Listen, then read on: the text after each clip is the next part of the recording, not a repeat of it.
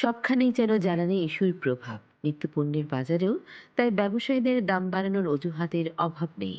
তাই তো দাম বেড়েছে অধিকাংশ পণ্যেরই। কাঁচা বাজারে বেশিরভাগ সবজি বিক্রি হচ্ছে বাড়তি দামে। তবে বাজারে মৌসুমী সবজির সরবরাহ বেড়েছে।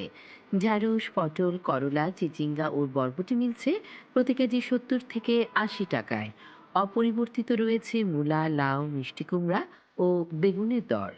বেড়েছে গাজর ও শসার দাম। ক্রেতাদের অভিযোগ, পরিবহন ভাড়া বৃদ্ধির অজুহাতে পণ্যের দাম বেশি রাখছেন বিক্রেতারা। মূলা 40-50, সিম 90-100 টাকা।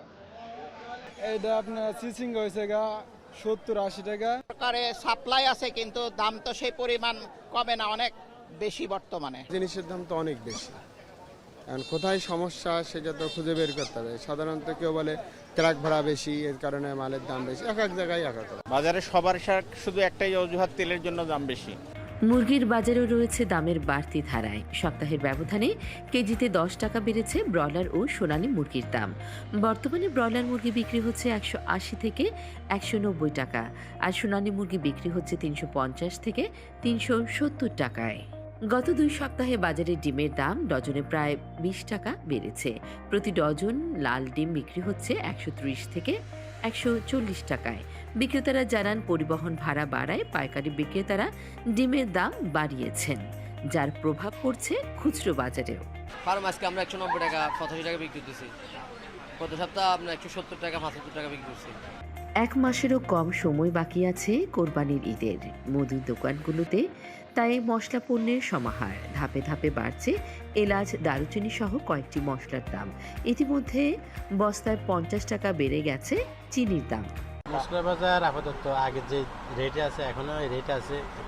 জ্বালানি যেতে পারছে এটার সাথে অত কিছুটা অসামঞ্জন্য হতে পারে।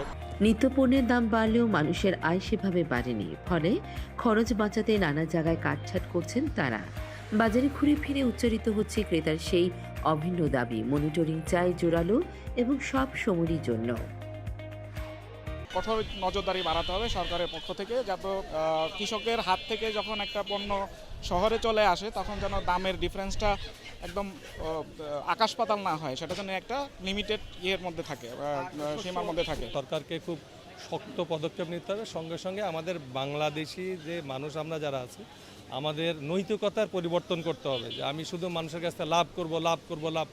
ওই যে বললাম যে আমি লাভ করতেছি ওর কাছ থেকে, সে লাভ করে নিচ্ছে আমার কাছ থেকে।